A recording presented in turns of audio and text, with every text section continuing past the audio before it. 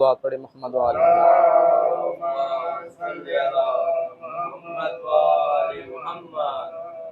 عزیزان گرامی و بزرگان قدر، ماہ شوال شروع ہے۔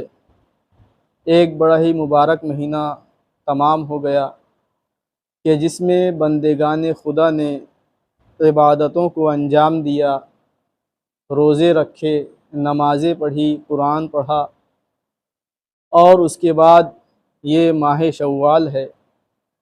اس میں بھی ہمیں اسی طرح سے عبادتوں کو انجام دینا ہے جس طرح سے ہم نے ماہ مبارک رمضان میں عبادتوں کو انجام دیا ہے۔ عزیزان گرامی، خداوند عالم قرآن مجید میں ارشاد فرما رہا ہے کہ اللہ کے نزدیک دین صرف دین اسلام ہے، یعنی وہ دین جو خداوند عالم کا پسندیدہ دین ہے، وہ دین جسے خداوند عالم نے پسند کیا ہے، وہ دین اور کوئی دین نہیں بلکہ دین اسلام ہے۔ کیوں؟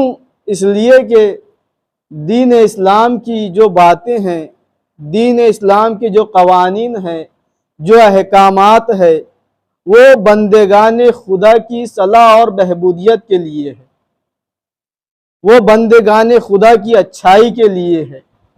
اگر انسان اس دین اسلام کے احکام پر عمل کرتا ہے تو وہ دنیا میں بھی نجات یافتہ رہے گا اور آخرت میں بھی۔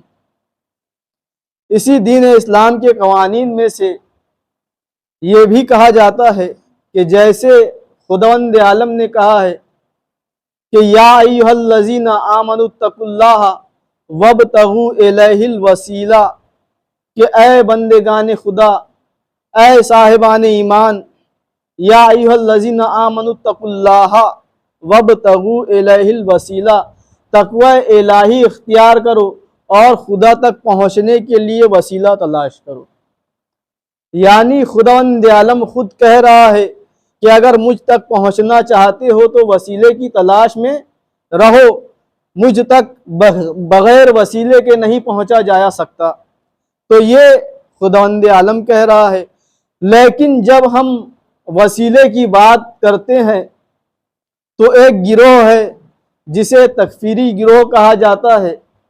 جب ہم وسیلے کی بات کرتے ہیں، ائمہ اہل بیت سے مدد کی بات کرتے ہیں، تو یہ ہم پر کفر کے فتوے لگاتے ہیں، کہتے ہیں کہ ائمہ سے، اہل بیت سے مدد مانگنا یہ کفر ہے، وسیلہ تلاش کرنا یہ کفر ہے۔ تو یہ کیسے ممکن ہے؟ جو بات خداوند عالم کہہ رہا ہے، یعنی خداوند عالم کہہ رہا ہے وسیلہ تلاش کرو، اور یہ وسیلہ تلاش کرنے والوں کو کافر کہہ رہے ہیں، یعنی یہ حکم خدا کی نافرمانی کر رہے ہیں۔ یعنی جو ہم مدد مانگتے ہیں، مدد مانگنے کو یہ کفر کہہ رہے ہیں۔ کبھی کہتے ہیں کہ آپ کہتے ہو کہ شہید زندہ ہے، اور شہیدوں کا جو زندہ ہے ان کا ماتم نہیں کیا جاتا۔ اور کبھی کہتے ہیں جب ہم مدد مانگتے ہیں تو کہتے ہیں کہ مردوں سے مدد نہیں مانگی جا سکتی۔ تو آپ خود ہی اپنی بات پر قائم نہیں ہیں، کسی ایک بات پر متفق ہو جائیے، یا یہ کہہ دیجئے کہ شہید زندہ ہے، یا یہ کہہ دیجئے کہ مردہ ہے۔ آپ تو دو طرفہ بات کر رہے ہیں، کبھی کہتے ہیں کہ مردہ ہے، کبھی کہتے ہیں کہ زندہ ہے۔ یعنی آپ کو خود نہیں معلوم کہ آپ کیا کہہ رہے ہیں۔ تو پھر جب آپ کو خود معلوم نہیں ہے تو پھر آپ ہم پر کفر کا فتویٰ کس طرح سے صادر کرتے ہیں؟ صلوات پڑھیں محمد و آل محمد۔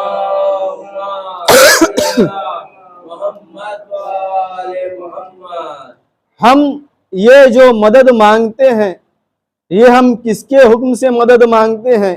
یہ جو ہم ذکر اہل بیت کرتے ہیں، یہ کس کے حکم سے کرتے ہیں؟ جو ہم مولائے کائنات کا ذکر کرتے ہیں، اہل بیت کا ذکر کرتے ہیں، کیا یہ ہم اپنی طرف سے کرتے ہیں؟ نہیں، یہ ہمیں حکم دیا ہے نبی اکرم نے۔ نبی اکرم کبھی ارشاد فرماتے ہیں ذکر علی عبادہ، کبھی فرماتے ہیں زینوا مجالسکم بذکر علی ابن ابی طالب، یعنی ہم جس کام کو انجام دے رہے ہیں وہ حکم نبی سے انجام دے رہے ہیں، جن کے بارے میں ارشاد ہوتا ہے وَمَا أَتَاكُمُ الرَّسُولُ فَخُذُوهُ وَمَا نَهَاكُمْ عَنْهُ فَانْتَهُوا، کہ جس چیز کا حکم تمہیں رسول دے اسے انجام دو، جس چیز سے روکے اس چیز سے رک جاؤ۔ تو عزیزان گرامی، یہ پیغمبر اکرم کا حکم ہے، پیغمبر اکرم ہمیں اس چیز کا حکم دے رہے ہیں، اور خود پیغمبر اکرم نعت علی پڑھتے ہوئے نظر آتے ہیں، یعنی نعت علی مظہر العجائب، تو مولائے کائنات کو آواز دینے والے نبی اکرم ہیں۔ نبی اکرم خود مولائے کائنات سے مدد طلب کر رہے ہیں۔ اگر مدد طلب کرنا بندگان خدا سے شرک ہوتا تو نبی اکرم کبھی مولائے کائنات سے مدد نہ مانگتے، اور اگر نبی اکرم کا مدد مانگنا غلط ہوتا تو قرآن میں آیت آ جاتی کہ پیغمبر نے جو مدد مانگی ہے وہ غلط ہے، وہ شرک ہے۔ صلوات پڑھیں محمد و آل محمد۔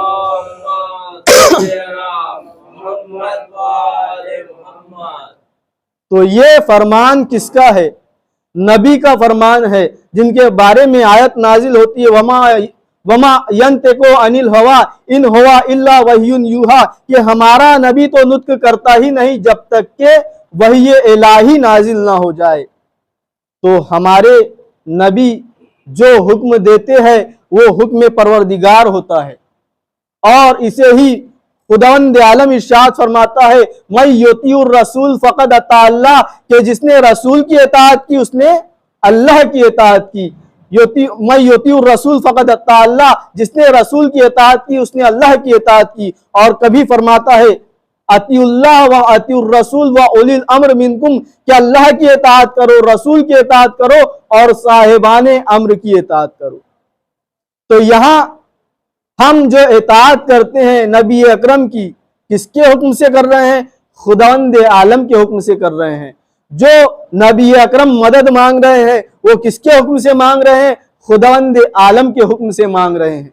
اور خود خداوند عالم قرآن مجید میں ارشاد فرما رہا ہے یا ایھا الذین آمنوا ان تنصروا اللہ ینصرکم، اے صاحبان ایمان، اے مسلمانوں، اے ایمان لانے والو، تم اللہ کی مدد کرو۔ تو اگر تم اللہ کی مدد کرو گے تو اللہ تمہاری بھی مدد کرے گا۔ تو یہاں خود خداوند عالم بندگان خدا سے مدد طلب کر رہا ہے۔ اگر بندگان خدا سے مدد طلب کرنا شرک ہوتا تو خداوند عالم بندگان خدا سے مدد طلب نہیں کرتا۔ تو یہاں یہ ثابت ہوتا ہے، خود خداوند عالم بتا رہا ہے کہ مدد مانگنا شرک نہیں ہے۔ تو شرک ہے کیا؟ تو اس کے بارے میں بھی آیت قرآنی ذکر ہو رہی ہے لا تشرک باللہ ان الشرک لظلم عظیم، کہ لا تشرک باللہ، اللہ تعالیٰ کی ذات میں کسی کو شریک قرار نہ دو، اس لیے کہ اللہ کی ذات میں کسی کو شریک قرار دینا یہ بہت بڑا ظلم ہے۔ خداوند عالم تمام گناہوں کو معاف کر سکتا ہے لیکن شرک کو ہرگز معاف نہیں کرے گا۔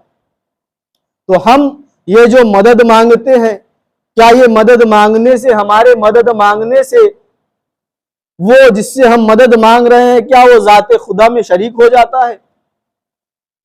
کیا ہم اسے ذات خداوندی میں شریک قرار دیتے ہیں؟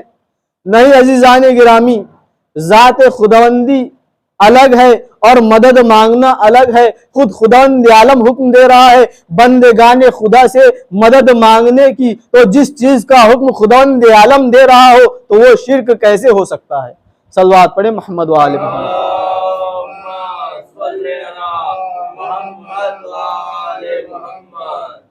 اور یہ ماہ شوال کل کی ایک عظیم تاریخ ہے، 8 شوال، کہ جس تاریخ کو جنت البقیع کو منہدم کیا گیا، مسمار کیا گیا، اور کل پورے 100 سال ہو جائیں گے۔ یعنی ایک کالا دن ہے ہمارے لیے، جسے بلیک ڈے کہا جاتا ہے۔ کالا دن اس لیے کہ 100 سال ہو گئے ہیں اور اب تک ہمارے ائمہ طاہرین کے جو مزارات مقدسہ ہے ان کی تعمیر نہیں ہو سکی۔ تو یہ ہمارے لیے واقعاً ایک کالا دن ہے کہ 100 سال ہو گئے اور ہم انتظار میں ہیں کہ ہمارے ائمہ طاہرین کے مزارات مقدسہ کی تعمیرات ہو جائے۔ مختلف مقامات پر کانفرنس ہو رہی ہے۔ دلی میں بھی جنتر منتر پر جو تمام ملک کے شیعہ حضرات ہیں وہ کل جمع ہوں گے، وہاں حکومت سے درخواست کریں گے کہ ہماری طرف سے آواز اٹھائی جائے کہ جو ہمارے ائمہ اہل بیت کے مزارات مقدسہ ہے جنہیں منہدم کر دیا گیا ہے، ان کی اثر نو دوبارہ تعمیر کی جائے۔ صرف یہ نہیں، جو ولی فقیہ کے یہاں وکیل ہے انہوں نے بھی یہ کہا ہے، جو آیت اللہ خامنائی کے وکیل ہے انہوں نے بھی یہ کہا ہے کہ ہم جو مزارات پہ جاتے ہیں تو مزارات پہ جانا، ہم جن کی مزارات پہ جا رہے ہیں ہم ان کا احترام کرتے ہیں، اور کسی مرحوم کا احترام کرنا یہ شرک نہیں ہے۔ تو ہم ان کے احترام میں ان کی مزارات پہ جاتے ہیں تو ان کے مزارات کو دوبارہ تعمیر کیا جائے۔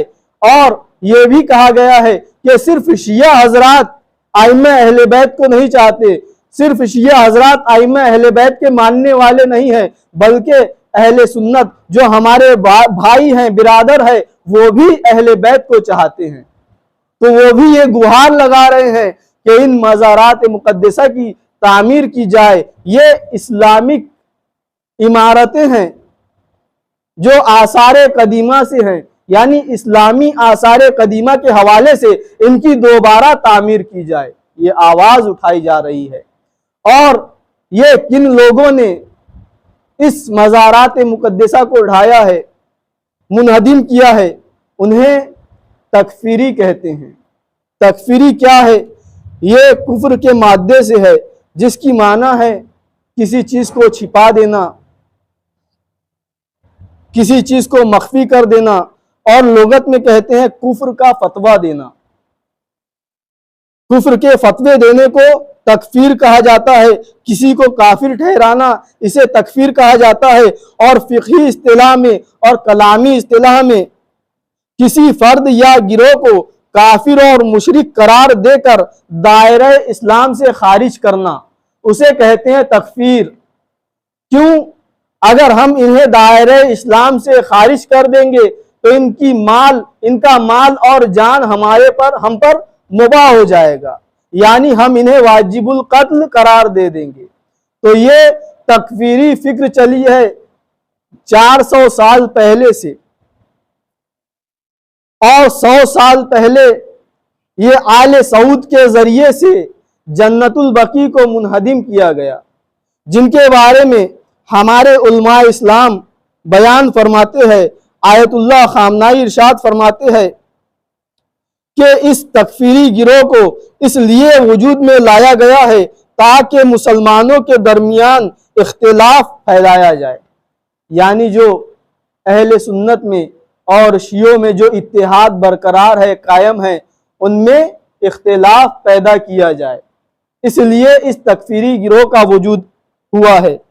اور آیت اللہ سبحانی مدظ اللہ العالی ارشاد فرماتے ہیں کہ یہ بہت بڑا خطرہ ہے اسلام اور اس کی تعلیمات سے نوجوانوں کو دور کرنے کے لیے۔ یعنی یہ تکفیری گروہ کیوں آیا وجود میں؟ تاکہ نوجوانوں کو اسلامی تعلیمات سے دور کرے۔ اور پیغمبر اکرم صلی اللہ علیہ وآلہ وسلم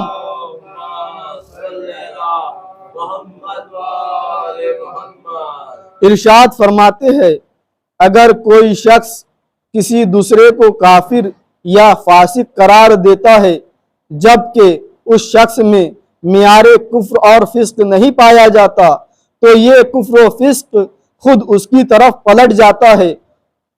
یعنی یہ جو کفر کا فتویٰ لگا رہے ہیں تو رسول اللہ کی حدیث کے مطابق یہ کفر خود ان کی طرف پلٹتا ہے۔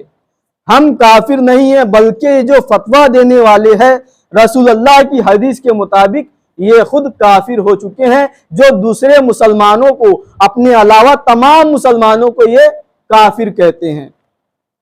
انہی احادیث کی روشنی میں شیعہ اور سنی علماء کسی اہل قبلہ یا شہادتین کے اقرار کرنے والے، یعنی جو خانہ خدا کو اپنا قبلہ مانتے ہیں، جو خانہ خدا کی طرف رخ کر کے نماز پڑھتے ہیں، انہیں اہل قبلہ کہا جاتا ہے۔ اور جو شہادتین یعنی لا الہ الا اللہ محمد الرسول اللہ اپنی زبان پر جاری کرتے ہیں، اقرار کرتے ہیں، کرنے والے شخص کو کافر کہنے میں سخت احتیاط کرتے ہیں۔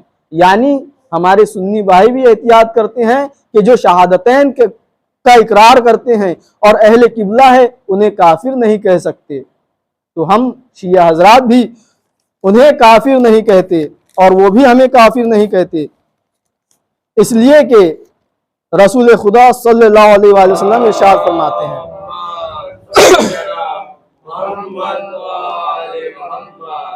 جو شخص ہماری طرح نماز پڑھے، ذبح کرتے وقت قبلہ رخ ہو اور ہمارا ذبیحہ کھائے تو وہ مسلمان ہے اور اس کا مال و جان خدا کے ہاں محترم ہے، اور کسی کو یہ حق حاصل نہیں کہ وہ اس عہد الہی کی مخالفت کرے۔ تو یہ جو تکفیری گروہ ہے یہ رسول اللہ کی نافرمانی کرتے ہیں، ان کی اس حدیث کو نہیں مانتے، اس لیے کہ تمام شیعہ حضرات اور اہل سنت جماعت کے لوگ ایک دوسرے کا ذبیحہ بھی کھاتے ہیں اور اہل قبلہ بھی ہیں، لہٰذا یہ دونوں ایک دوسرے کو کافر نہیں کہتے۔ لیکن جو ایک گروہ ہے جنہوں نے جنت البقیع کو منہدم کیا ہے، انہوں نے اس کی فاؤنڈیشن اور بنیاد کس چیز کو بتایا؟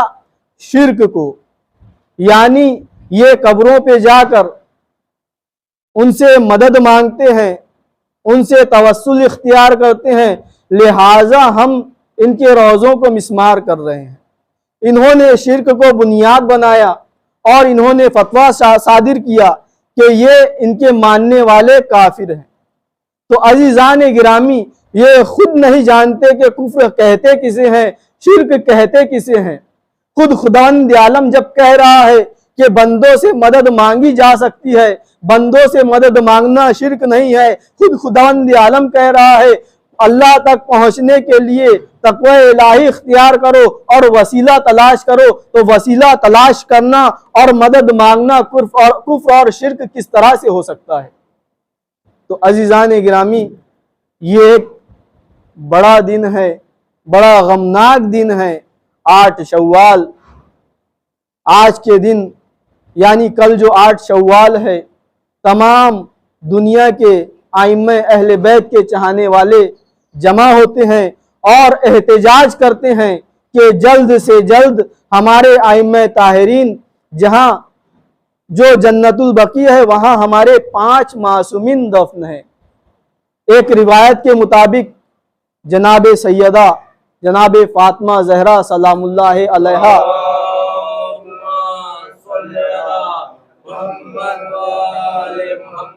ان کی قبر کسی ایک جگہ مشخص نہیں ہے، لیکن ایک روایت کے مطابق جنت البقیع میں بھی آپ کی قبر کے بارے میں ملتا ہے کہ آپ کی قبر جنت البقیع میں بھی ہے۔